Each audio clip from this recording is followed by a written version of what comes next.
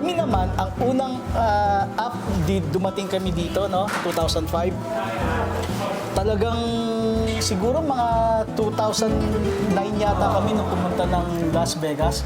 Doon kami ulit doon kami unang nakatikim ulit ng Jollibee. As in, Nakapunta na rin ako ng Jollibee ng Las Vegas. alam mo yung feeling. Napaka-proud mo. Parang yung naglalakad ka, papasok ka sa Jollibee, yung antas ng no, tapos Alam mo, ikaw may-ari. tapos yung kamay namin, holy, talagang nasa Jollibee ako. Would you imagine, Master, 8 days kami sa Las Vegas. Every morning, doon kami nag-aalmusal.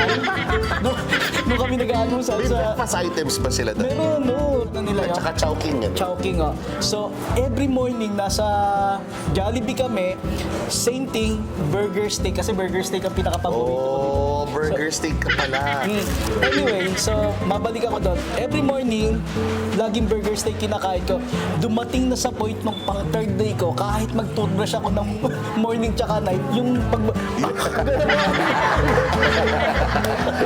Sabi nga niya, matutulog na kami. Dad, nag-toothbrush ka ba? Yeah, Nag-dream ka pa ng burger steak. yung experience na as a Filipino, kahit nasaan kang bansa, di ba? Ang sarap ng pakiramdam. Ay, nawawalan.